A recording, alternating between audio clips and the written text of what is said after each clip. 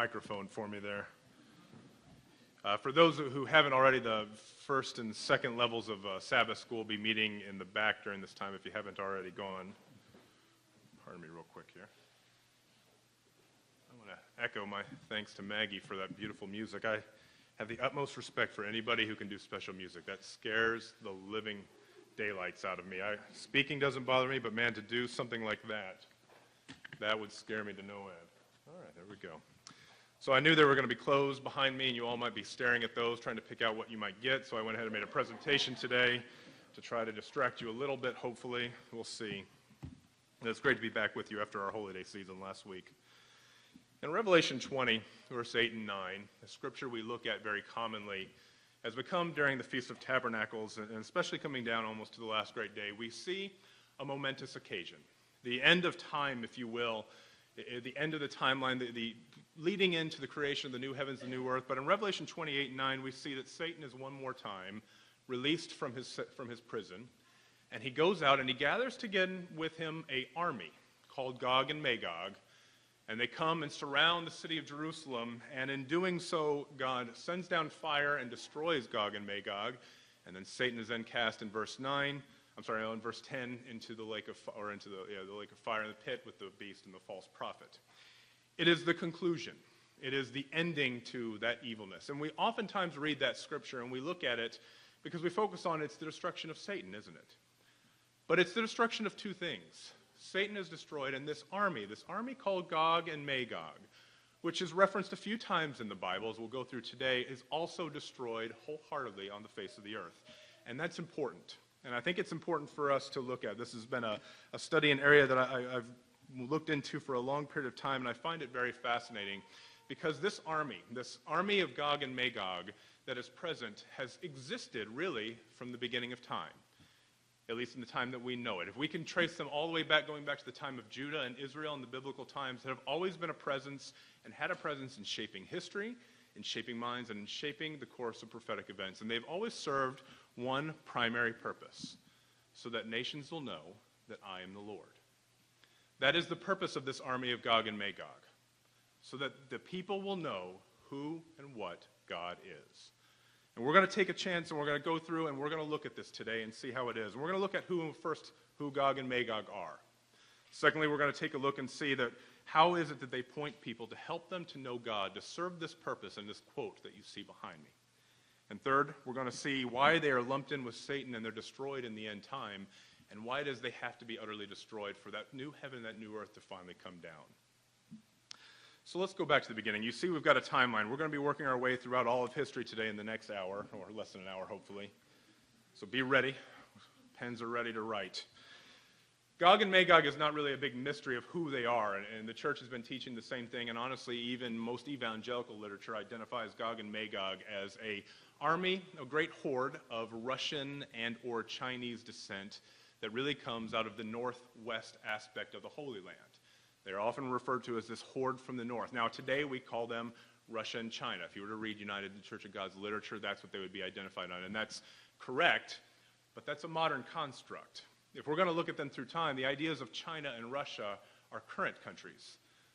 They have existed for long before then. Now, China has been a country in some sort of form going back pretty far. Russia, obviously, is a more recent kind of addition. But when we're really talking about the concept of Gog and Magog, what we're talking about is what you see on the left-hand side here is this land called the Central Eurasian Steppe. Oh, I'm not linked.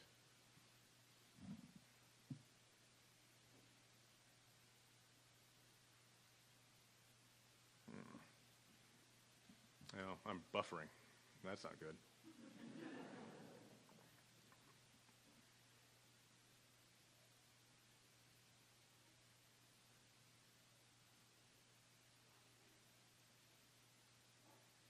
Donald and I practiced this like 4 times, too, that we would try to make it work. Hey, can you just hit present? And then hit the bottom arrow. The other one. 2 more times. There you go. You're going to be my clicker today. I don't have a whole lot of clicks, so it shouldn't be too bad. What we're focusing on is this area on the left here, the Central Eurasian steppe land. The steppe, S-T-E-P-P-E, is this giant grassland that exists in both Europe and Asia, the area we would call today the Balkans, Ukraine, Romania, sweeping down through the Urals across what would be Kazakhstan, into Mongolia and over into parts of China. This is an area that has housed for generations going all the way back this wide open grass steppe lands that nomadic tribes, akin to almost the North American Indians that we would think about from kind of the pre-colonial days, of nomadic people that roamed this area free, mainly on horseback. They did not build cities, they did not build farms. They were people that just kind of traversed this entire land, and every once in a while they would coalesce into a nation and sweep down and become a part of history, as we'll see, and then return back into this land. This land is brutal. This land is hard to live in. 9 months out of the year, it is drastic winter conditions. The other 3 months, it's hot, burning sun with blistering heat and winds that made it very hard to live in. And so these people would live primarily on what only they had on their backs. And on their backs with their horse. They would set up tents, and they would move around to find food. They primarily only ate animals. They ate meat and milk. That was their diet. They did not grow crops. They did not farm lands. They did not build cities. They just moved around throughout this entire area. But they had two things that they were commonly known for. And this goes back to the times of Israel and Judah. All the way through, as you would see, these people would still be on the world scene just exactly how they had been at that time, till about the 1800s. Living in this land was so hard, they didn't change a whole lot up until modern days. They were known for two things: riding horses. They were the first to domesticate the horse. They were the first to create chariots. They would start riding horses before they would walk. Their kids under the age of 1 would start to ride a horse, and they were so adept at it, nobody in the history of mankind has ever been so good. The second thing they had was the bow. They were the most expert bow hunters, and sometimes bow warriors, that has ever walked the face of this earth. There are stories of these people, their armies, the entire nation would be part of their army. They could travel and fire with their bow, which was so strong it took 10 years to learn how to fire it, because it was so powerful to pull back and so powerful it could go the length of 5 football fields with accuracy.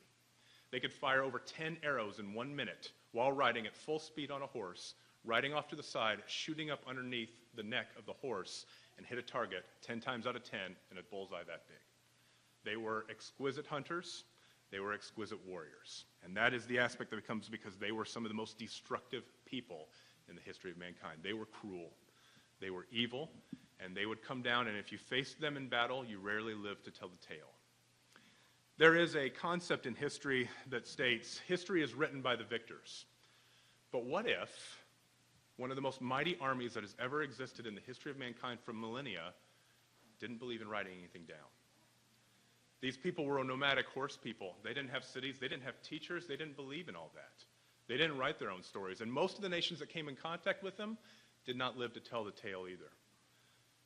They were one of the most powerful people throughout all of history, and we know of them through rumors. We know of them through some of their contacts with people on the side.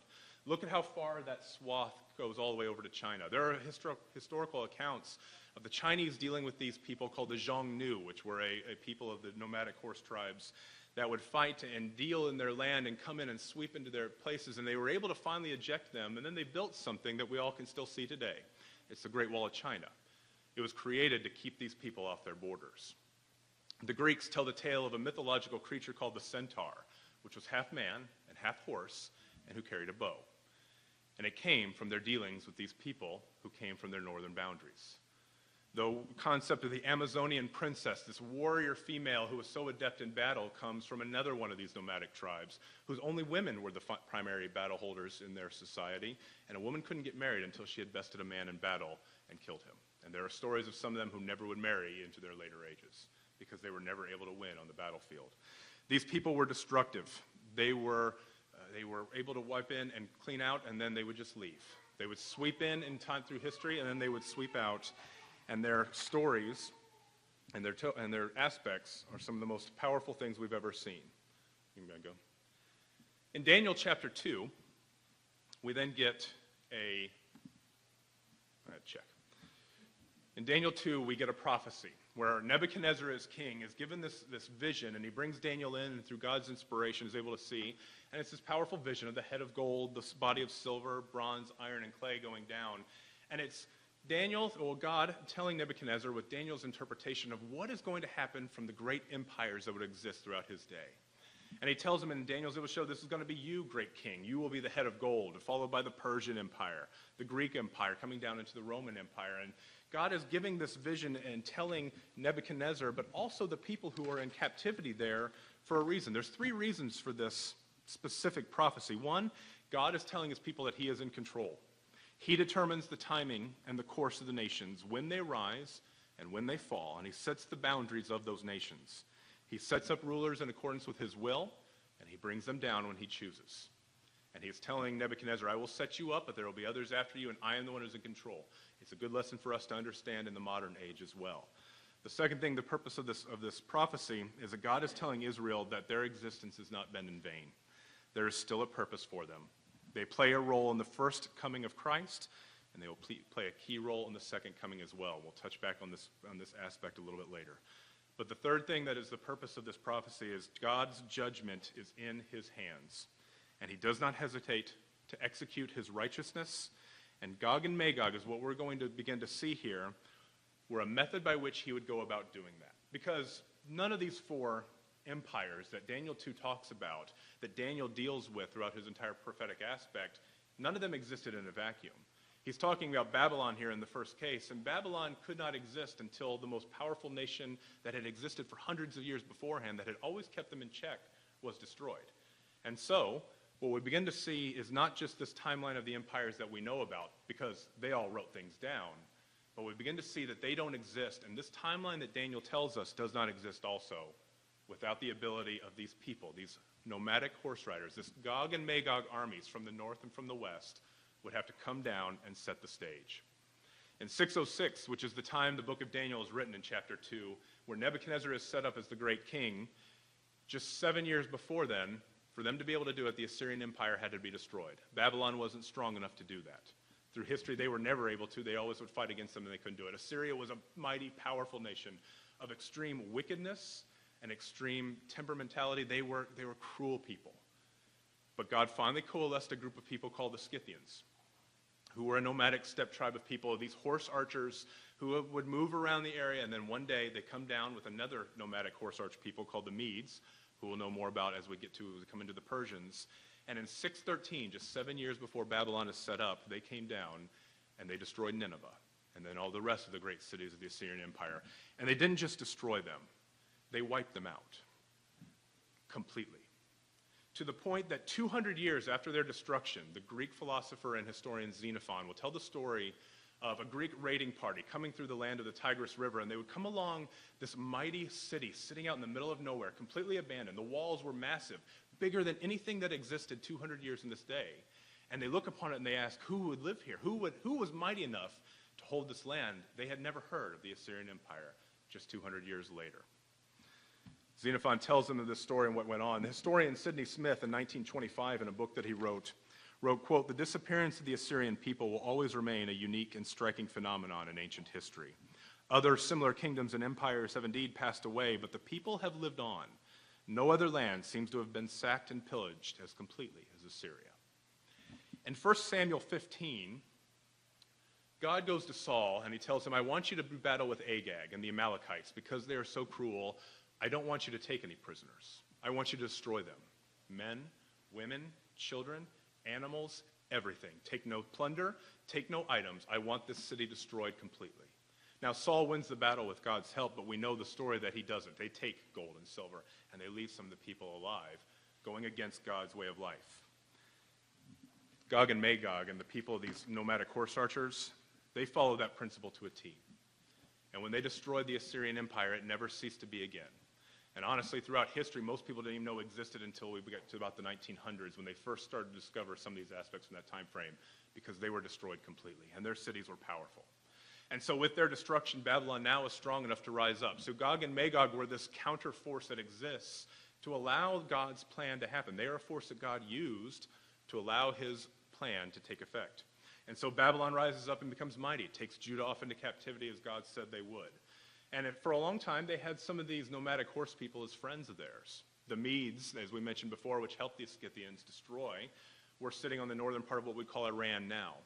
And as we know, the Persian Empire, though, would have to rise up. And Cyrus is their great general and leader who has eventually risen up. But for him to get powerful enough to defeat the Babylonians, he wasn't strong enough either.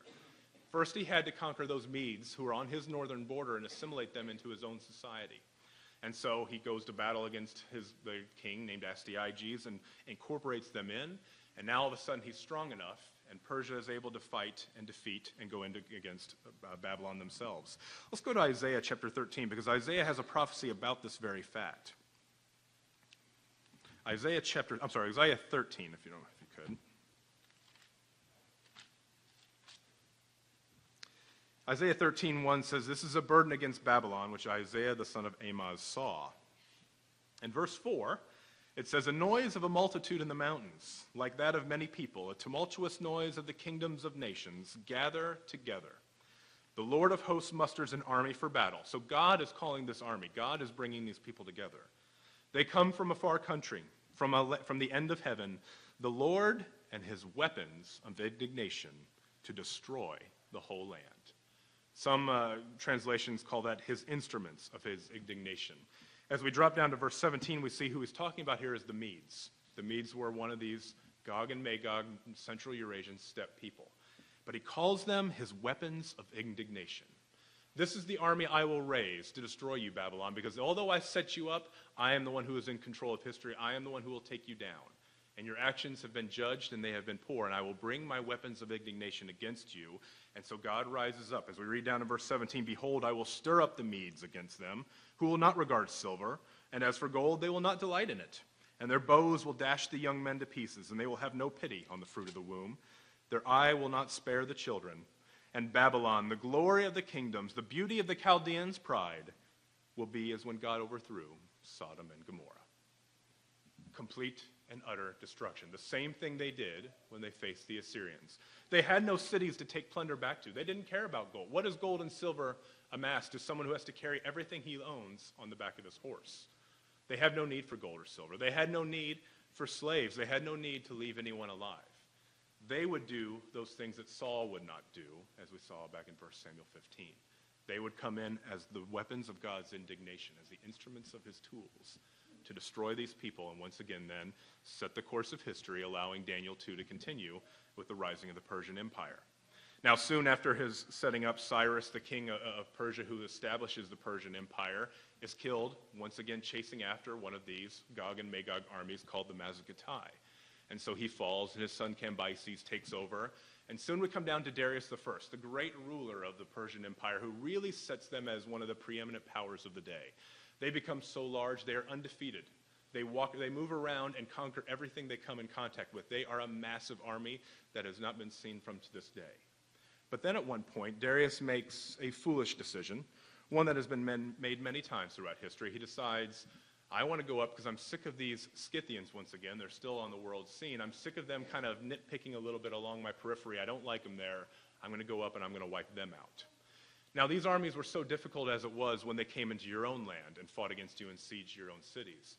They were unstoppable if you tried to come under their home turf. Because as we saw what that land is like, there is nothing to stop them. They don't have a city to besiege. They are a moving band of people that move around as need be. And Darius musters his army, and Herodotus, the Greek historian, accounts this. And he goes up north, and they travel up, and they cross through Anatolia. They move in across what we call today Istanbul, and going from Asia into Europe, up into the Ukraine, Romania, and the Balkans. And he's chasing them. He keeps chasing them, and the Scythians just move. They're all horse people. They just move. They're like, what are you to us? And Darius gets frustrated, and he sends riders to the king of the Scythians, a man named Idianthros, and he says, why won't you turn and fight me? Come on, I'm here to take you on. Turn and fight, and if not, offer me gifts of bread or gifts of earth and water, because that's what the Persians asked for anyone who would sit down and cause fealty to them. They wanted a gift of earth and water. And I find it interesting as kind of a highlight of how these people thought. So Idianthros, the king of the Scythians, sends back a letter, and he says, quote, "This is my situation, Persian. I have not fled from anyone out of fear before. I am not fleeing from you now. What I have been doing is in fact no different than what I am accustomed to doing in times of peace. I'll tell you why I do not engage you, because I have neither towns nor cultivated land to worry about being captured or razed, which in doing thus would force us to engage you in battle sooner. But I do have ancestral graves if you really want to come after us. So come on then, find them, and try to destroy them. You will know whether or not we will fight for our graves, but before that, we shall not engage you in battle unless we see fit to do so. And then he continued on and said, instead of gifts in earth and water, I shall send you the tokens which you really merit. And in response to your claims to be my master, I tell you, weep. And he sent him instead of earth and water, a frog, a mouse, a bird, and 5 arrows. The implication being, unless you can swim like a frog, fly like a bird, or burrow like a mouse, you shall die by my arrows. And he just says, I'm not going to deal with you. And he moved on. These people faced down the greatest empire in the world at the time and said, no, you're not worthy of us. We'll keep moving. Now is not the time for us to fight you. And they never did. And so Darius is also upset, and he's sitting up here in this land in the Balkans, and where he's sitting is just north of Greece. Until this time, the Persian Empire had no knowledge of the Greeks even being people, and same vice versa. The Greeks didn't know who the Persians were. But now all of a sudden they were on each other's doorstep. And the Greeks look up and they see this mighty army sitting on top of them, and they foolishly attack it and are destroyed utterly. And this destruction makes the Persian Empire turn, and they look down and they see this very rich land, not that powerful, and they decide now will be the time for us to engage with those Greeks. Until this point, they didn't even know each other existed. And this starts the great battles of Darius and his sons and Xerxes that come in, the great battle of the 300 Spartans holding the Thermopylae gates, the battle of Marathon, where a rout is done where the Athenians win and a man runs 26.2 miles, delivering the great news that they had survived and then falls over dead. The stories that have come to us through history because the Greeks and the Persians write things down. The other people didn't. We only know that letter that Dianthropos sends to Darius because Herodotus, the Greek historian, accounts for it. We don't know about these great armies that sit up there because they didn't write anything down. But now they're chasing after these Scythian people, force them to turn their attention. And now we see the Persians start battling the Greeks. And for 200 years they would battle, eventually leading to the Greeks getting up and raising up an army strong enough that they defeated the Persians and become the great power of the day. And we come down then to 330 BC, and now we have Alexander the Great. Now, Alexander was he is what many are considered one of the most wise leaders of all time, from a militarily standpoint at least. He, too, made the same mistake and tried to go up north into that Eurasian steppe land and met the same results that everyone else did, and quickly turned his attention south and went over towards India, Persia, and went over and did most of his conquering in different sections. He would have no other help in that area as well. But then he would die. His reign was short and burned very quickly, and when he died, his land was broken into 4 different empires. The largest and the most powerful of which was called Seleucia, or the Seleucid dynasty, after the general Seleucus, who was one of his main generals. This area would encompass the Middle East, the area formerly of Babylon, of Persia, and all this region, and they would become the dominant Greek people of the time. And this we read about in the end of the book of Daniel, the intertestamental period of the Maccabees, and those times that really set up the times of Christ coming later. But just like any nation and just like any, they all begin to fall. And so we see kind of between the years of 238 and 148, what brings down these Greek empires is, once again, these people sweeping down from the Central Eurasian steppe land, these horse archers of Gog and Magog. In this place, it was the people called the Parthians. And in 323, they attack, and in 245, they attack and they wipe out Antiochus II and his armies and take over a large portion of it. His son, Antiochus III, was able to take a lot of it back. But in 148, the Parthians once again revolt, and they conquer the city of Seleucia. And they take back the lands of the Tigris and the Euphrates and the Holy Land and all of that region, and us ending the Greek rule of this time period. And in doing so, they established their own Parthian empire, taking over these lands, which then allows the Romans to begin to come down. You see, Gog and Magog's purpose was always to help raise up a new one and bring down that which needed to come down for the next one to come on the scene. We know about the 4 big ones, but these are the people who are working the backgrounds to make it possible. Now, the Romans would deal with these Parthians as well, and they would have the Roman-Parthian battles, which are interesting if you would ever want to read into those as well, as the Romans had a hard time with them as well. But this is what allows that Greek Empire, which burned so hot under Alexander the Great, to finally start to crumble down and allowing the Romans to come in. And we all know the Romans last for a long period of time. In 27 BC, we have the establishment of the Roman Empire. And they last for hundreds of years, and their power is greater than anything we've ever seen. But all great nations and all great empires have to come to an end. Now, for years, they had fought and dealt with battles of these Germanic tribes that sat to their north and to their east. But they were always to keep them at bay. They were fearsome fighters. They could never really take over all these Germanic tribes. They could fight them to a stalemate, but they were very powerful people.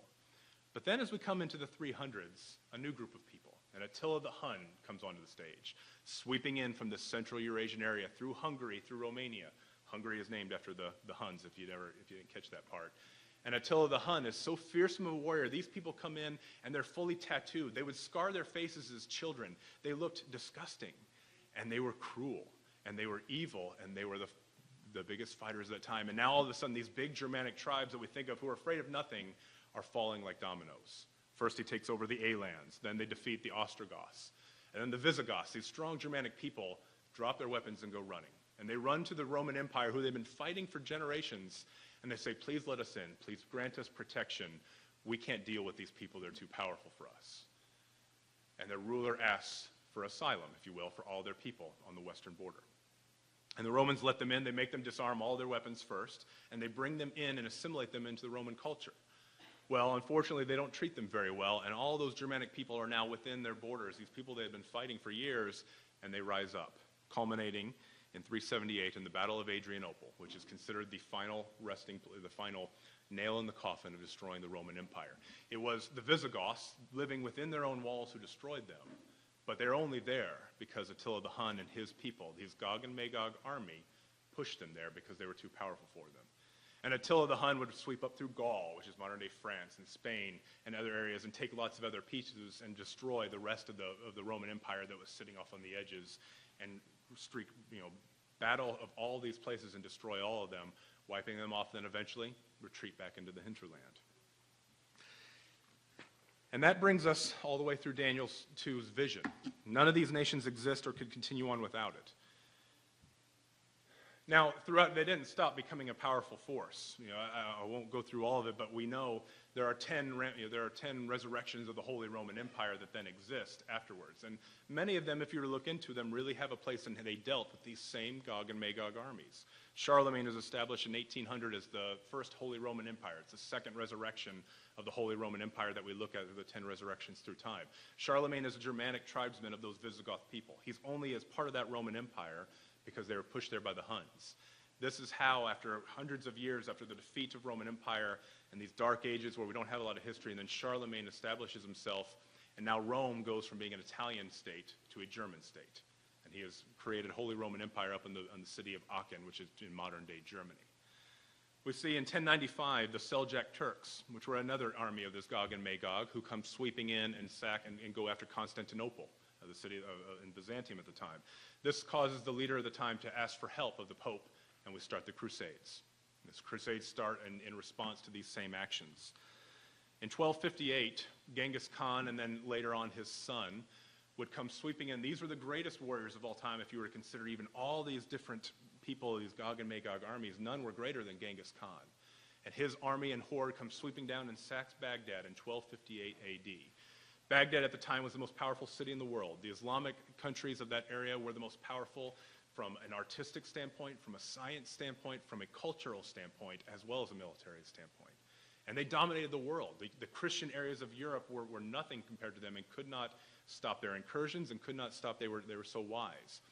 Genghis Khan comes down and besieges them. Well, actually not him. It was his son who finally knocked it down and destroys Baghdad so thoroughly that it did not regain its population until the 1950s.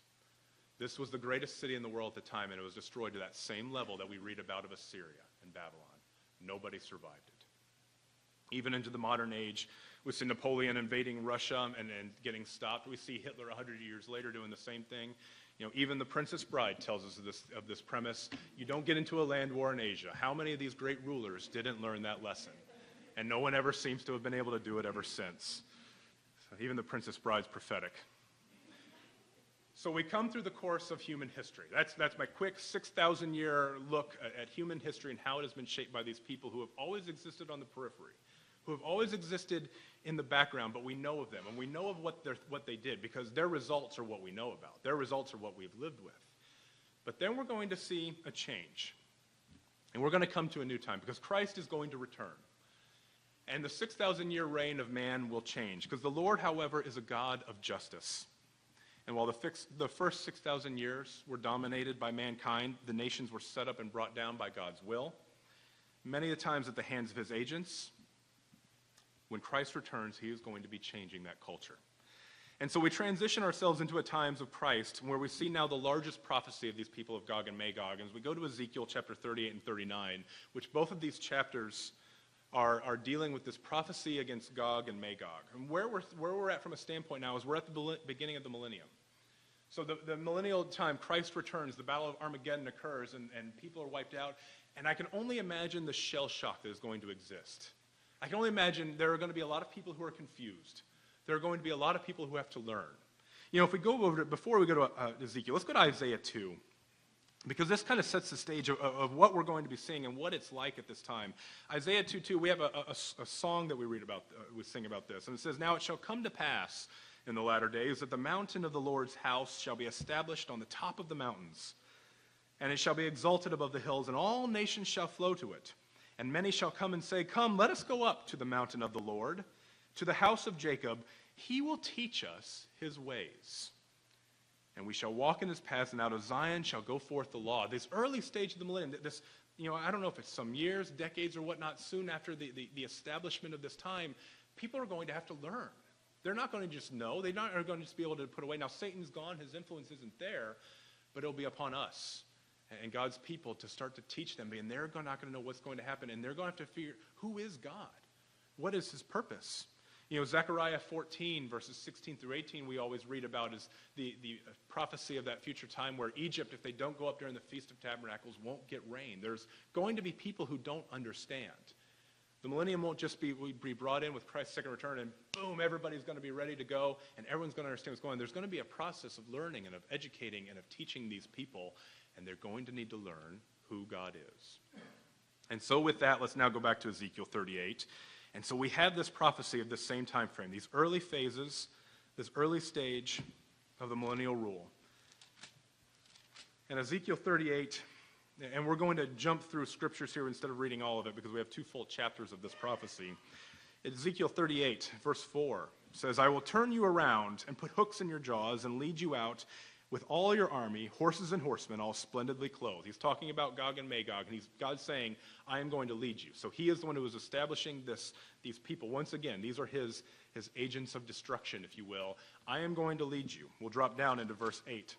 And says, "After many days you will be visited. In the latter years you will come into the land of those brought back from the sword, and gathered from many people on the mountains of Israel, which have long been desolate.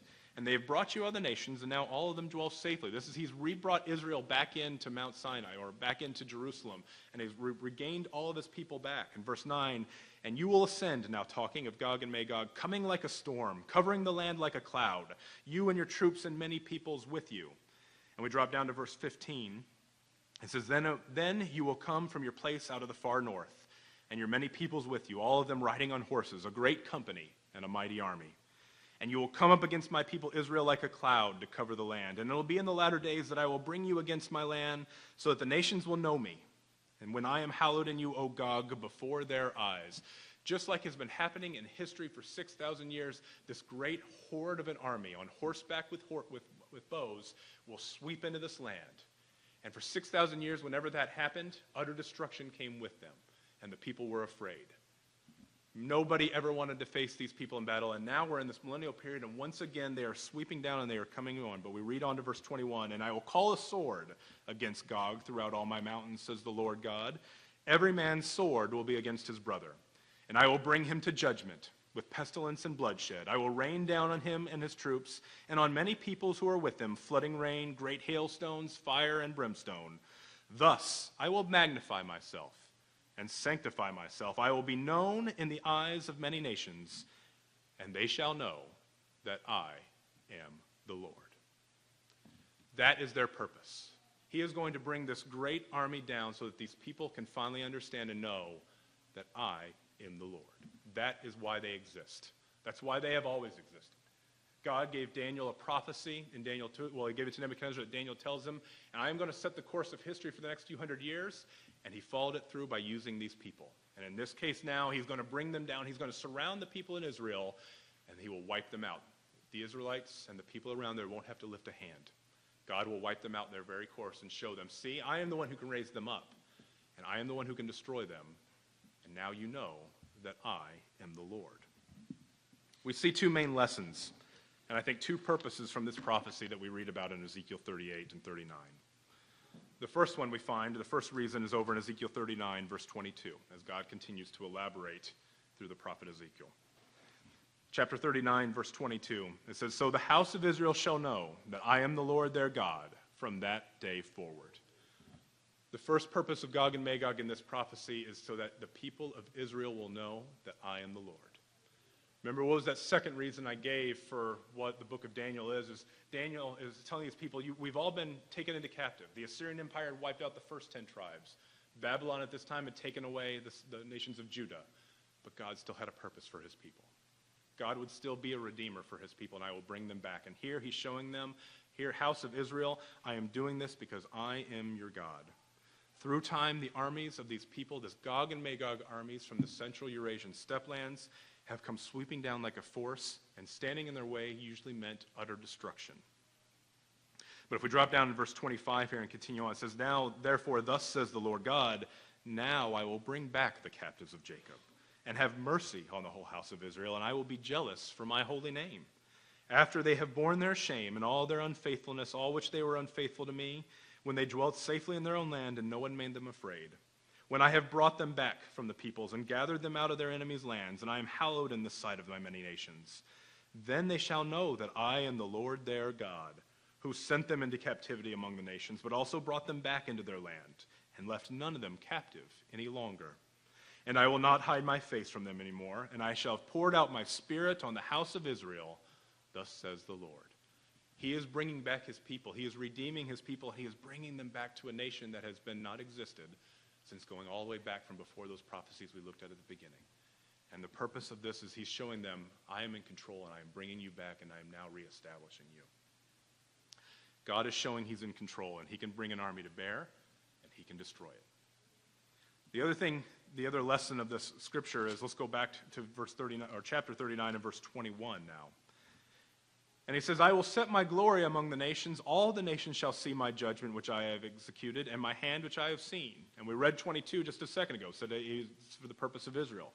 But verse 23 says, "The Gentiles shall know that the house of Israel went into captivity for their iniquity, because they were unfaithful to me. Therefore I hid my face from them, and I gave them to the hand of their enemies, and they fell by the sword."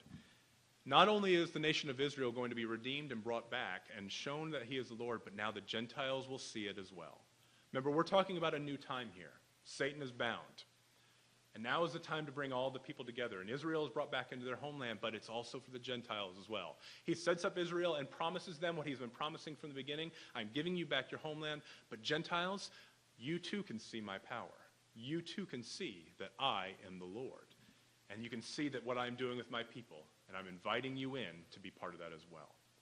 This prophecy of Gog and Magog, when you read through it, is brutal. If you go through the earlier parts of verse 29, it shows that the destruction that will be meted out on this army that comes around and surrounds Israel will take 7 months to bury the dead, and everybody will have to participate in doing that. That's how big this army will be. That's how much the destruction is going to be. But it's for a purpose so these people can see, and now the Gentiles and the Israelites will be able to see God is the one in control. God is the one who has established this, and now the Gentiles can see the majesty and the power, and they can begin to go through the times of restoration that we look at, that really is what we all look for. Chapters 40 through 48 of Ezekiel deal with the reconstruction of the temple, followed then by the reconstruction of the city of Jerusalem, followed by the reconstruction of the Promised Land. To go through that process of reconciliation, of reconstruction, of bringing everything back, and what we always think about when we sit there at the Feast of Tabernacles and we think about what it's going to be like in the millennial reign, the positives, it can't get there till all the people are on board and ready. Those who aren't are destroyed. those who want to get in line, those who have been redeemed back to their land, and those who didn't even know but now have seen the power are going to be involved with reconstructing the entire area. And everyone will be on board because Gog and Magog were once again used as an agent of God to show the people that he is the Lord. And this process of rebuilding can then begin. And so we go through the millennial time frame, and we come then to the end.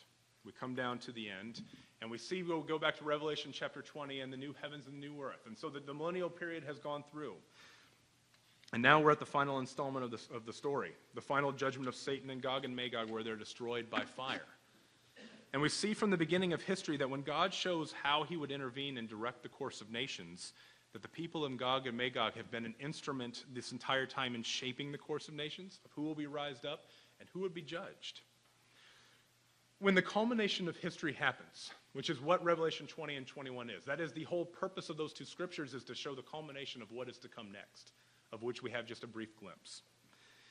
Not only is he who has been doing the deceiving going to be destroyed, as we see in Revelation 20, verse 9 and 10, but also those who have been God's instruments of judgment were no longer going to be needed. We have seen throughout history here that Gog and Magog for the first 6,000 years have been God's weapons of his indignation, as he called them in Isaiah chapter 3, verse 5. They were used to rise up and to destroy nations, to mete out his judgment on nations in the world, and allow God to set the course of history as he deemed fit. During the millennial reign and during the millennial period, they were still a mighty army, but one who destruction this time, where before they always won, now their destruction would serve a purpose to act as a sign to show that God is still in control of history, as he always has been. But now he's raising up Israel and his people. And he's allowing the Gentiles to come into the fold as well and showing them and trying to show these people their way. And then here is the final scriptures that we read about with the coming new heavens and the new earth. Gog and Magog are no longer needed for either of these purposes. Now everybody will know. All things will be made new. Spirit or flesh will become spirit. God is sending fire down from heaven, not just to destroy he who has been the deceiver, but he's sending down fire to destroy those who have been made to carry out that way, to show people and to destroy and to mete out his judgment. He doesn't need that tool anymore. That's the beauty of that scripture. And we focus, and rightfully so, on the destruction of Satan, but God is also getting rid of that which he has used to put people in place and to rise up, because no longer will that weapon be needed. No longer is it going to be new. From the very beginning, Gog and Magog have had one purpose throughout all of this, one reason to exist, and they've been there from the beginning. It has been so that the nations will know that I am the Lord.